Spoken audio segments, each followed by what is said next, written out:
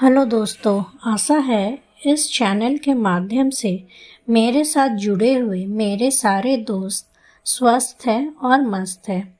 आप सभी का स्वागत है मेरे इस नए वीडियो में। आज मैं आपको गुजरात में स्थित प्रथम ज्योतिर्लिंग सोमनाथ, 4 धामों में से एक धाम द्वारिका के साथ साथ अहमदाबाद, बड़ोदरा, भुज घूमने की सारी जानकारी साझा करूंगी, तो इस वीडियो को अंत तक देखें। अहमदाबाद गुजरात का सबसे बड़ा शहर है जो देश के सभी राज्यों से जुड़ा है। आप चाहे तो अहमदाबाद या फिर बड़ोदरा भी आ सकते हैं, जो आपके लिए सुविधाजनक हो। आप इस टूर को 2 तरीके से कर सकते हैं।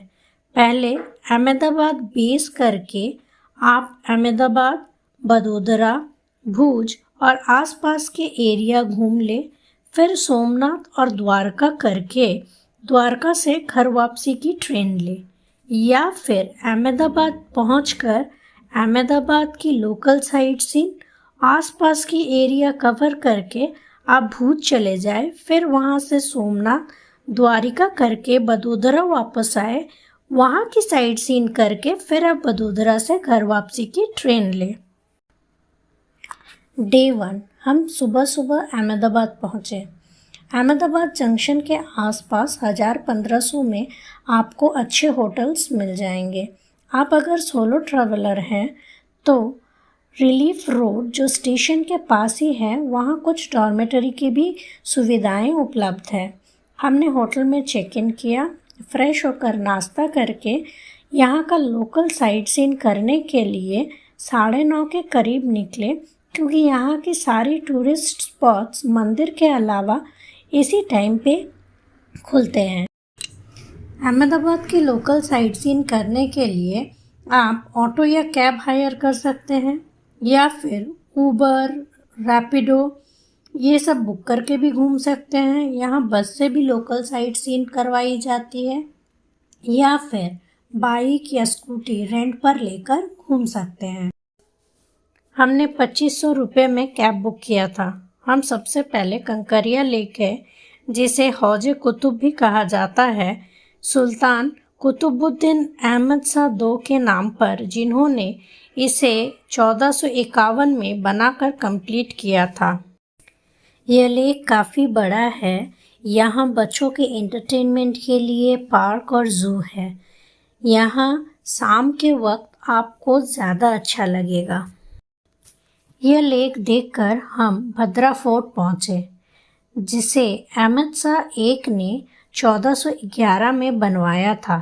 अब यहाँ सिविल और सेशन कोर्ट चलता है। काली मंदिर और फोर्ट का एक छोटा सा हिस्सा आम लोगों के लिए खुला है।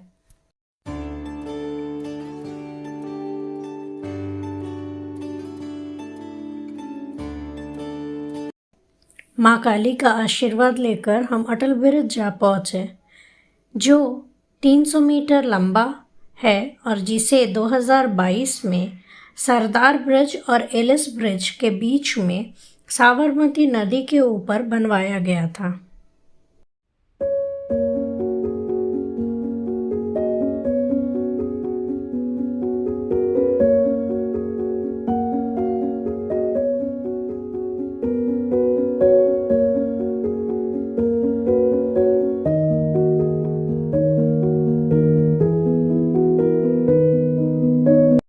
अटल ब्रिज और रिवर फ्रंट पे कुछ समय बिताकर हम हरसिंह जैन मंदिर गए, जिसे 1848 में सेठ हरसिंह ने 15वें जैन तीर्थंकर श्री धर्मनाथ को समर्पित करते हुए बनवाया था।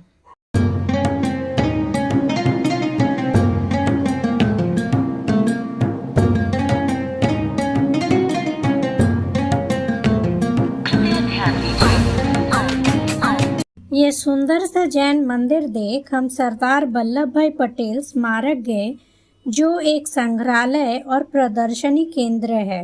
ये संग्रहालय मोती शाही महल या शाहीबाग पैलेस में स्थित है, जिसका निर्माण शाहजहां के लिए किया गया था।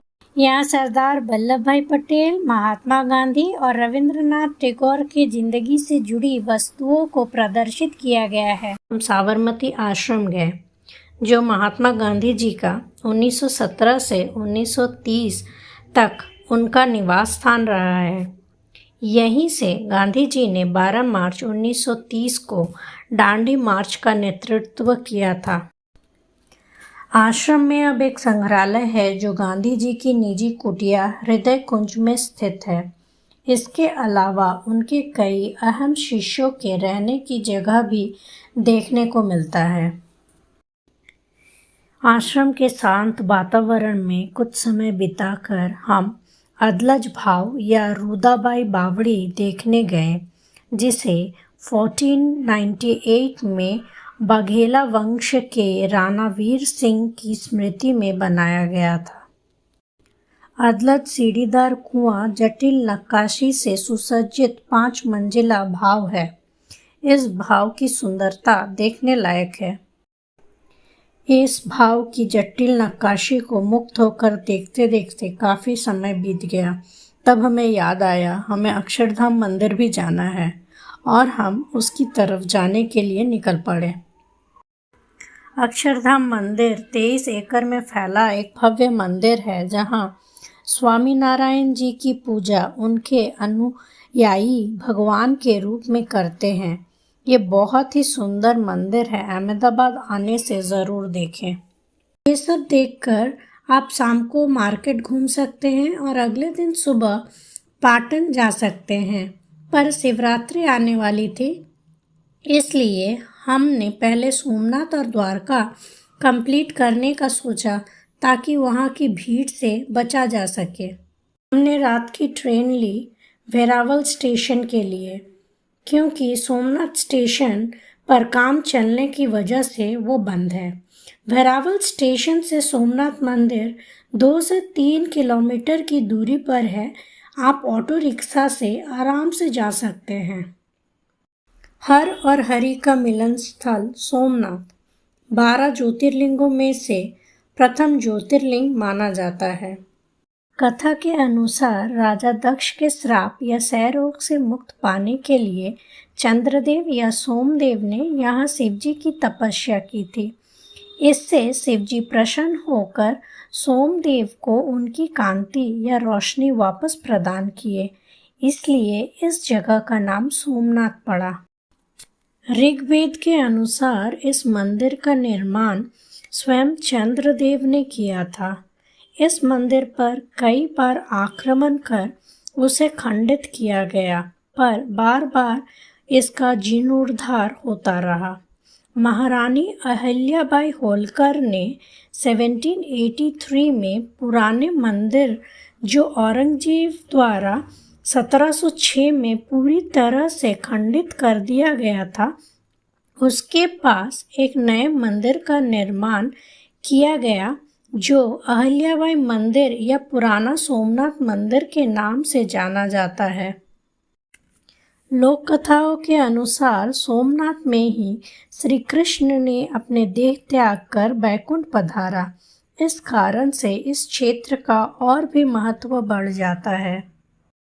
डे 2 हमारा ट्रेन सुबह 5 बजे वेरावल स्टेशन पहुंची और हम ऑटो लेकर सोमनाथ मंदिर की ओर प्रवास पाटन चले गए। मंदिर के आसपास आपको बहुत सारे होटल, धर्मशाला, मंदिर ट्रस्ट के ही अतिथि गृह रहने के लिए मिल जाएगा। मंदिर ट्रस्ट के अतिथि गृह के रूम आप ऑनलाइन बुक करके आए। हमने मंदिर के पास होटल लिया था। चेक इन करके फ्रेश होकर हम दर्शन करने के लिए गए। आप पैसों के अलावा और कुछ न ले जाए अपने साथ, या फिर मोबाइल, बैग सब काउंटर में जमा करना पड़ेगा। मंदिर के अंदर आपको काउंटर मिल जाएंगे, जहां से आप जो पूजा करवाना चाहते हैं वो बुक करके करवा सकते हैं। मैंने 200 रुपये का जल अभिषेक बुक करके जल अभिषेक किया था। नए मंदिर में दर्शन और जल अभिषेक करके हम पुराना मंदिर या अहिल्याबाई मंदिर गए, जो पास ही है। यहाँ दर्शन और पूजा किया, फिर ब्रेकफास्ट करके लोकल साइट सीन के लिए हम निकल पड़े। नए सोमनाथ मंदिर के सामने से सोमनाथ मंदिर ट्रस्ट द्वारा साइट सीन कराने के लिए बस चलती है, जो आपको कम पैसे में साइट सीन करवा देगी। हम 500 रुपये में एक ऑटो किए थे साइट सीन करने के लिए और सबसे पहले भालका तीर्थम गए।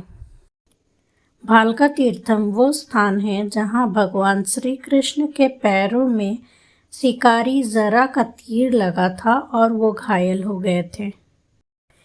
यहाँ आपको भगवान श्री कृष्ण का विश्राम करता हुआ एक प्रतिमा देखने को मिलेगा। यहाँ कुछ ही दूरी पर देहोत्सर्ग तीर्थ है, जहाँ भगवान श्री कृष्ण ने अपने नश्वर देह त्याग कर बैकुंठ धाम को चले गए। यहाँ उनके पदचिन्ह है। देहोत्सर्ग तीर्थम में बलराम गुफा है।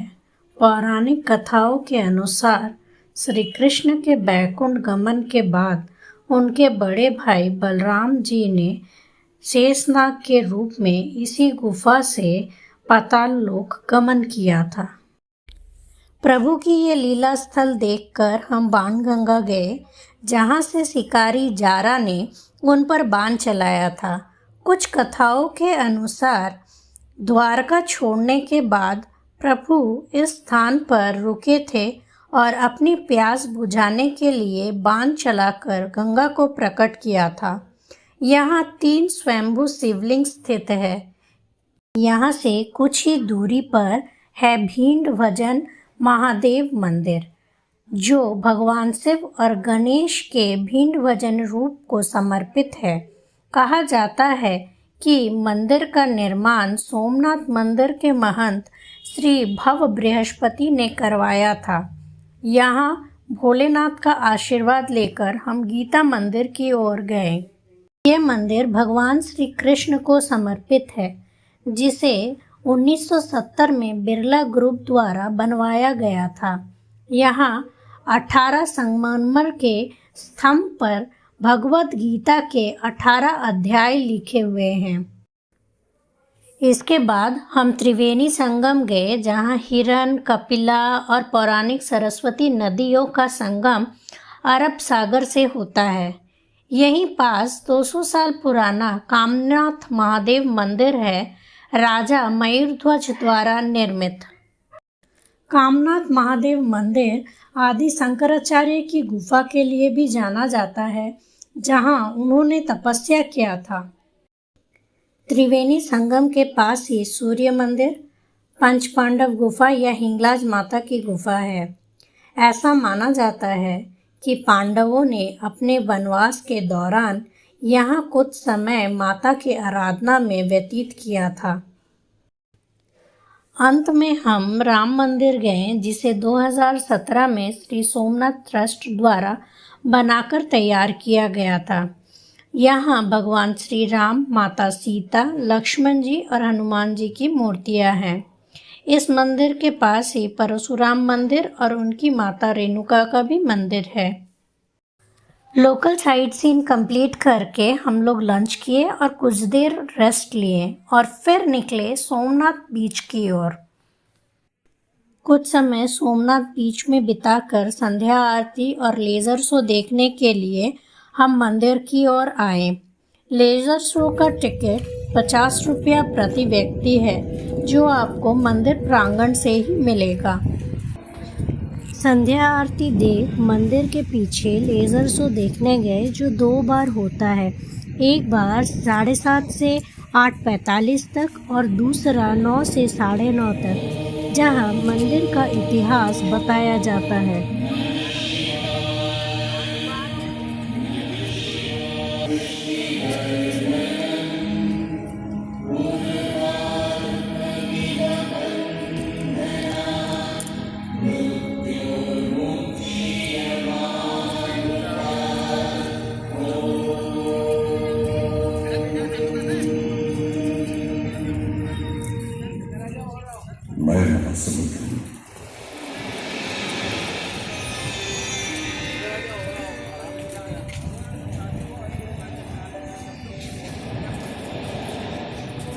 पश्चिम भारत के किनारे का रिश्ता हुआ।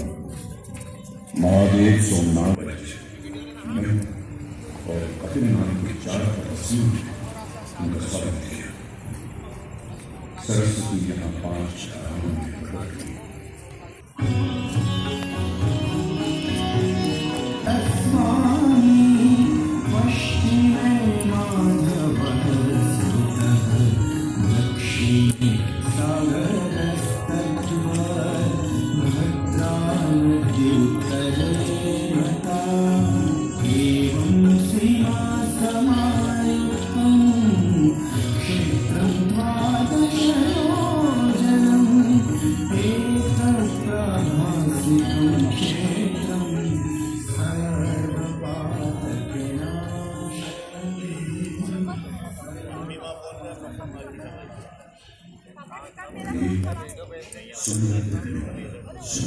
बोलो वत्स, तुम्हारा कैलाश पर्वत तक आना कैसे हुआ?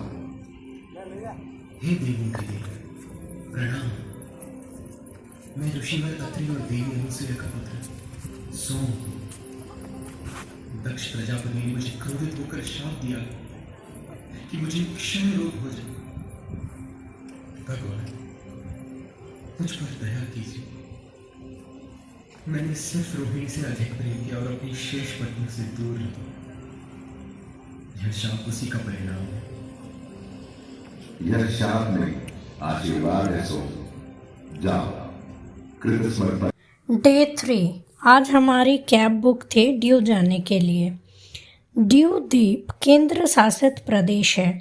15वीं शताब्दी के दौरान विशेष रूप से मुजफ्फर खान के शासनकाल में ड्यू गुजरात का एक प्रमुख बंदरगाह के रूप में फला फूला।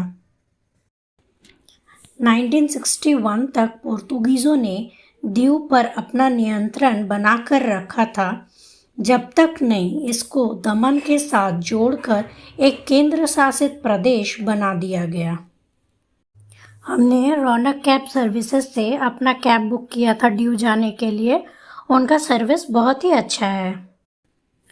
सुबह भोलेनाथ के फिर से दर्शन करके पास लक्ष्मी नारायण मंदिर में सर टेक कर हम 9 बजे के करीब ड्यू के लिए निकले और सबसे पहले गंगेश्वर महादेव मंदिर गए, जो अरब सागर के तट पर बना है। यह मंदिर अपने 5 शिवलिंगों के लिए प्रसिद्ध है, जिन्हें पांडवों द्वारा स्थापित माना जाता है, और समुद्र की लहरें प्राकृतिक रूप से इनका जलाभिषेक समय पर करते हैं।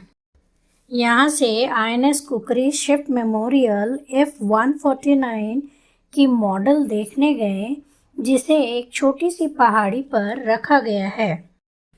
भारतीय नौसेना का ये जहाज़ 1971 में भारत पाकिस्तान युद्ध के दौरान पाकिस्तान की पनडुब्बी द्वारा दागे गए 3 टॉर्पीडो का शिकार हो गई और ड्यू के तट से 40 समुद्री मील दूर जाकर डूब गई, 18 अधिकारियों और 176 नाविकों के साथ।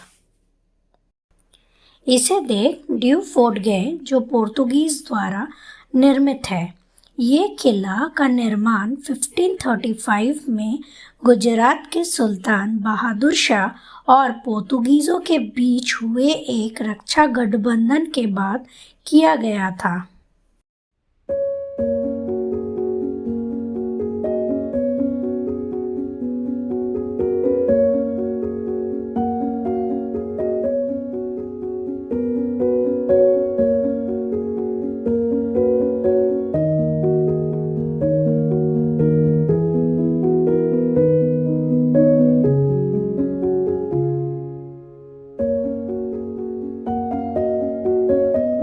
इस किले के सामने आपको पानी कोठा का किला समुंदर के बीच देखने को मिलेगा, जिसका निर्माण मलिक अय्याज ने व्यापारिक जहाज़ों की आवाजाही को नियंत्रण करने के लिए बनवाया था।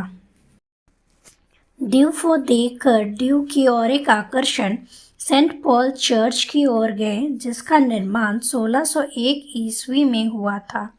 बारोक स्थापत्य शैली में निर्मित ये गिरजाघर गोवा के बॉम जीसस बेसिलिका से काफी मिलता जुलता है।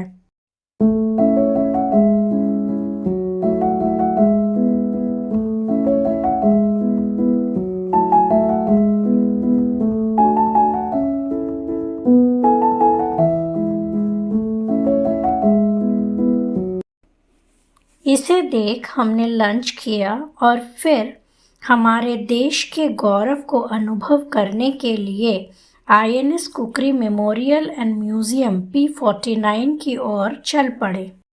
नौसेना के इस जहाज़ ने 32 साल हमारे देश की सेवा में बिताया और 2022 में इसे एक म्यूजियम में बदल दिया गया। ये म्यूजियम देखने लायक है। यहाँ आपको एक अलग ही अनुभव होगा।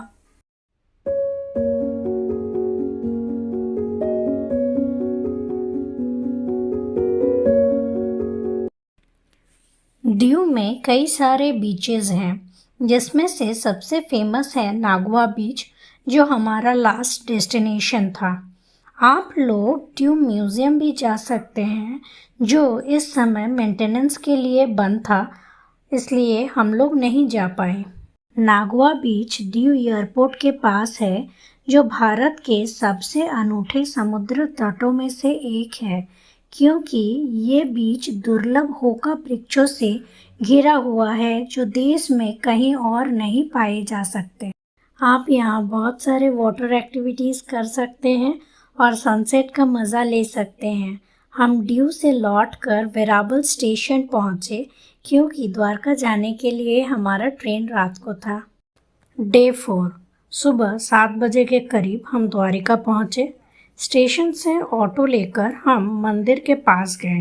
मंदिर के आसपास आपको बहुत सारे होटल मिल जाएंगे। हम लोगों ने गोमती घाट के पास होटल लिया। होटल में चेक इन करके हम गोमती घाट पे आस्था की डुबकी लगाने चले गए। यहाँ गोमती नदी अरब सागर से मिलती है। गोमती नदी में आस्था की डुबकी लगाकर हम होटल वापस आए और रेडी होकर द्वारकाधीश मंदिर गए द्वारकाधीश जी के दर्शन के लिए। ये मंदिर विष्णु भगवान के 4 धामों में से एक है। अन्य 3 धाम रामेश्वरम, जगन्नाथपुरी और बद्रीनाथ है। 72 स्तंभों पर टिकी 5 मंजिला ये मंदिर पुरातात्विक खोजों से पता चलता है कि मूल मंदिर का निर्माण कम से कम 200 ईस्वी पूर्व में हुआ था। मंदिर के अंदर फ़ोन या कोई बड़ा बैग अलाउड नहीं है। यहाँ प्रभु के दर्शन कर मेरे 4 धामों का यात्रा पूरा हुआ। मंदिर के पास ट्रस्ट की भोजनालय से 30 रुपया कूपन काटकर आप पेट भर भोजन कर सकते हैं।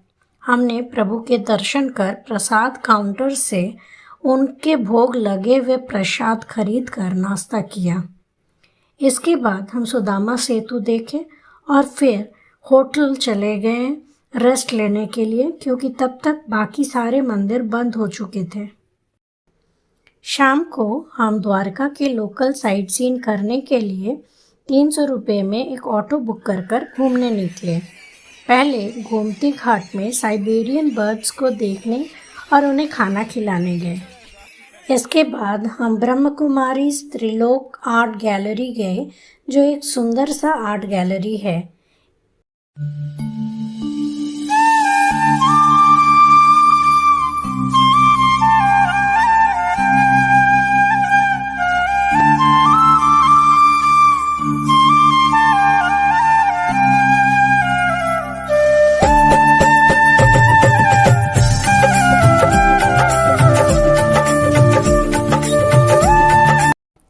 यहाँ से हम गीता मंदिर गए, जहाँ भगवान श्री कृष्ण अर्जुन को गीता का ज्ञान देते हुए मूर्तियों के रूप में दिखाई देते हैं।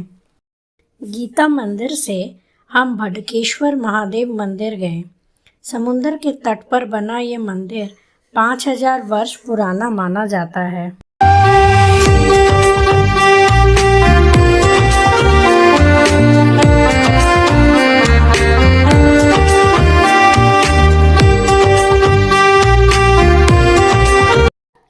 इस मंदिर में भोलेनाथ का आशीर्वाद लेकर पास ही सनसेट पॉइंट पर आप सनसेट का मनोरम दृश्य देखकर गायत्री मंदिर या गायत्री शक्तिपीठ जाएं। गायत्री शक्तिपीठ के प्रांगण में धर्मशाला भी है। इस शक्तिपीठ के पास ही सिद्धेश्वर महादेव मंदिर है। यहाँ का सफ़ेद शिवलिंग बहुत ही सुंदर है। इस मंदिर परिसर में हनुमान मंदिर भी है। यह देखकर हम अंत में स्वामी नारायण मंदिर आए, जो बहुत ही खूबसूरत सा एक मंदिर है।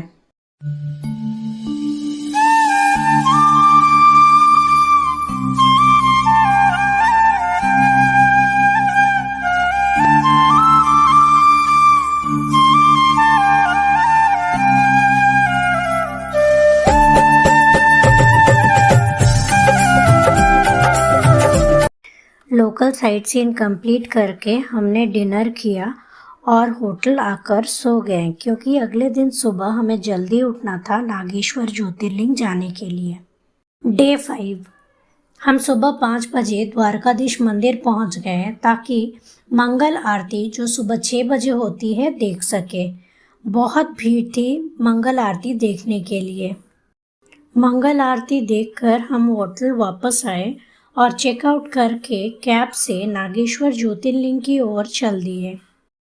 नागेश्वर ज्योतिर्लिंग, बेट द्वारका और बाकी साइट सीन करवा कर शाम को द्वारिका बस स्टैंड ड्रॉप करने के लिए कैब वाले ने हमसे 2300 रुपया चार्ज किया। हम सबसे पहले नागेश्वर ज्योतिर्लिंग गए और भोलेनाथ के दर्शन किए।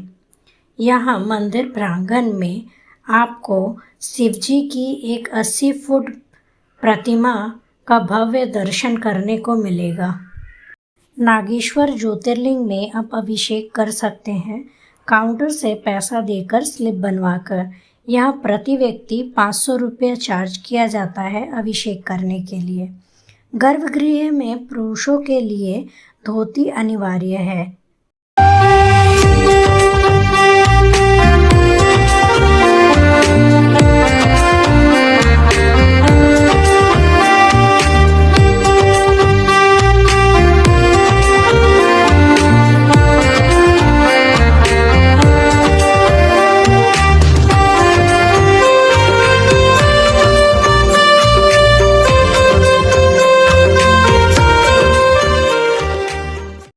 यहाँ से हम गोपी तालाब गए, जहाँ भगवान श्री कृष्ण ने गोपियों से अंतिम बार मुलाकात की और पूर्ण दिव्यता के साथ नृत्य किया।